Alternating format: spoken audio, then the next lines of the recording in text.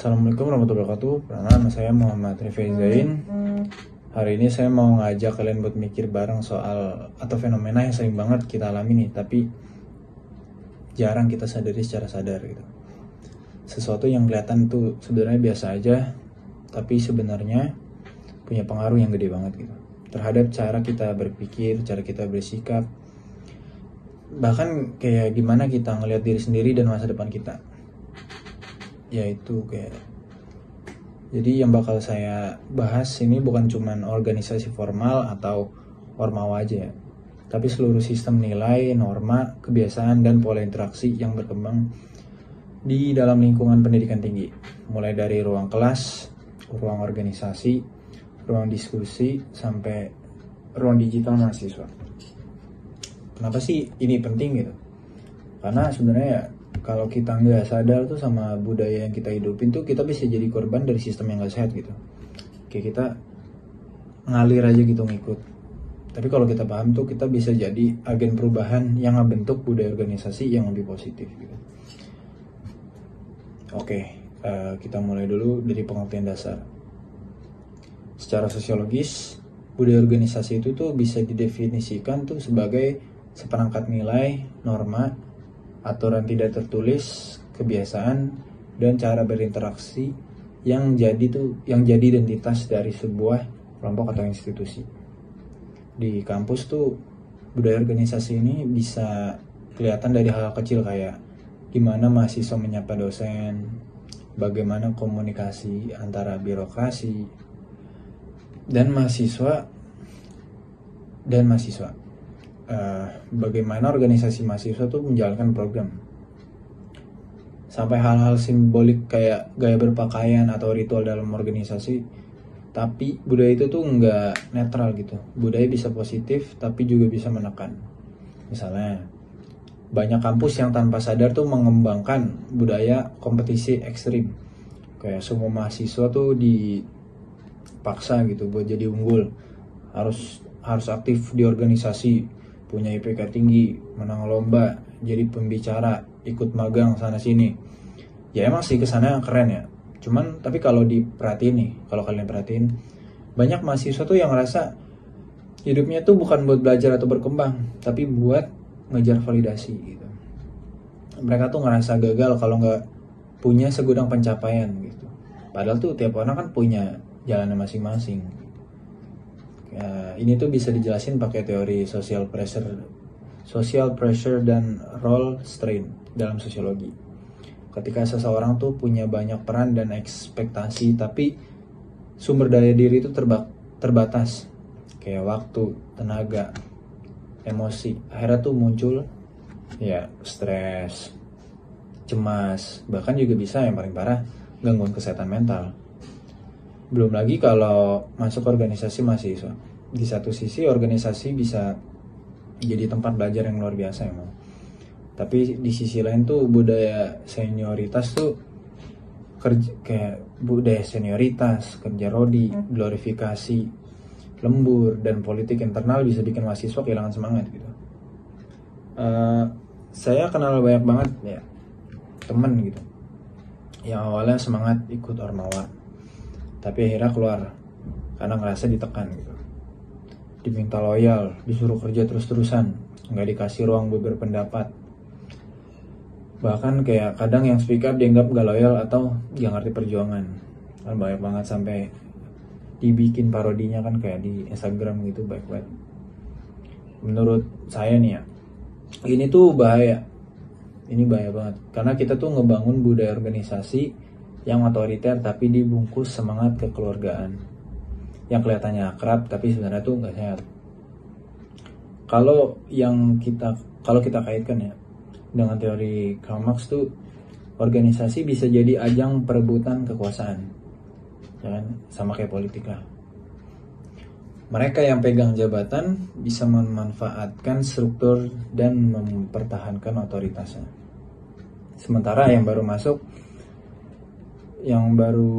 masuk cuma disuruh kayak ikut tanpa banyak tanya gitu, karena kalau nanya takutnya kan dia apa-apain kan. Jadi cuma bisa nurut aja. Jadi bukan soal pendidikan atau kolaborasi lagi, tapi soal dominasi dan status. Selain itu juga ya, ada juga budaya birokrasi kampus tuh yang kaku. Mahasiswa mau protes atau kasih saran tapi takut gitu, karena budaya kampus nggak terbuka gitu.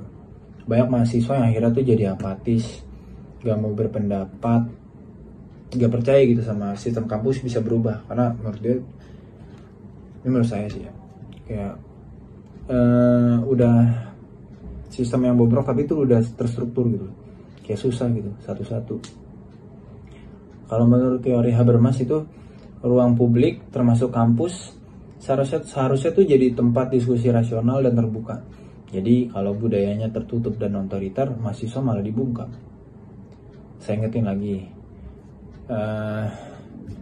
analisis ini tuh saya buat supaya kita semua bisa refleksi bareng lah, ngelihat budaya organisasi yang berkembang dan nentuin arah perubahan ke depan gimana. Ya, kita lanjutkan. Di kampus kita tuh juga sering nemuin gitu budaya eksklusivitas. Misalnya organisasi yang terbuka buat anak-anak tertentu, yang punya gaya tertentu, yang punya background tertentu. Ini kan parah banget ya. Akhirnya tuh mahasiswa lain tuh yang ngerasa terpinggirkan. Kayak budaya ini tuh menciptakan polarisasi sosial di kampus gitu. Kalau budaya kayak gini terus dipelihara, kampus yang seharusnya inklusif gitu justru jadi ruang yang eksklusif gitu. Orang-orang jadi takut buat terlibat gitu, karena merasa gak cukup elit atau kayak kurang mampu. Padahal kan ya, pendidikan itu harusnya merangkul semua orang. Kayak gak cuman orang pinter atau aktif aja, tapi yang introvert, yang struggling, yang lagi nyari jati diri juga harus dikasih ruang kan. Nah, sekarang kita masuk ke bagian paling penting. Apa yang bisa kita lakuin? Gimana cara memperbaiki budaya organisasi yang toksik ini? Ini menurut saya aja. Pertama, dari pihak kampus harus mulai buka ruang dialog yang sehat. Ini tuh maksudnya kayak bukan cuma formalitas, tapi dialog yang dengerin suara mahasiswa, ngasih kesempatan buat mereka yang menyampaikan pengalaman dan kritik dengan aman. Yang kedua itu, organisasi mahasiswa tuh harus mulai refleksi. Gak semua yang diwariskan dari senior itu baik. Nah, itu yang paling penting ya. Budaya yang katanya tradisi belum tentu itu relevan gitu. Kita harus berani nyaring lah, milih dan bikin budaya baru yang lebih sehat tentunya. Ketiga, mahasiswa sebagai individu juga harus sadar, jangan ikut budaya karena takut dikucilkan gitu. Kita harus belajar bilang enggak gitu. Kalau sistemnya emang gak sehat, kita harus pintar-pintar nyari. Sadar bahwa kalian itu gak berhak atas waktu kalian, itu atas kesehatan mental kalian dan atas arah hidup kalian sendiri. Itu gak semua orang harus ikut organisasi gitu. Gak semua orang emang harus jadi aktif banget, tapi semua orang harus bisa berkembang dalam caranya masing-masing. Jadi setelah saya ngomong sepanjang ini, menurut saya kesimpulannya adalah budaya organisasi di lingkungan kampus itu emang bisa jadi alat pembangun karakter gitu, kalau budayanya sehat. Tapi juga bisa jadi alat penghancur mental kalau budayanya toksik dan nggak dikritisi gitu. Manusia itu emang harus dilatih terus emang, cuman kan mereka punya caranya masing-masing. Gak semuanya tuh caranya tuh blok sama semuanya gitu, kayak mentang-mentang ya ini saya dulu kayak gini, kalian juga harus gini. Enggak juga. Mahasiswa itu menurut saya bukan robot kok, kita tuh manusia, dan kampus seharusnya juga jadi tempat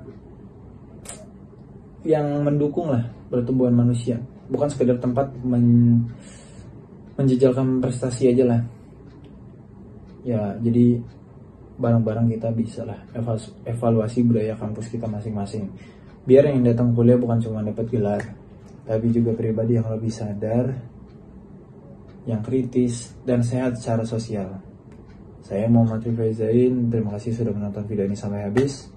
Semoga bermanfaat dan bisa jadi bahan refleksi buat kita semua. Sampai jumpa di video berikutnya.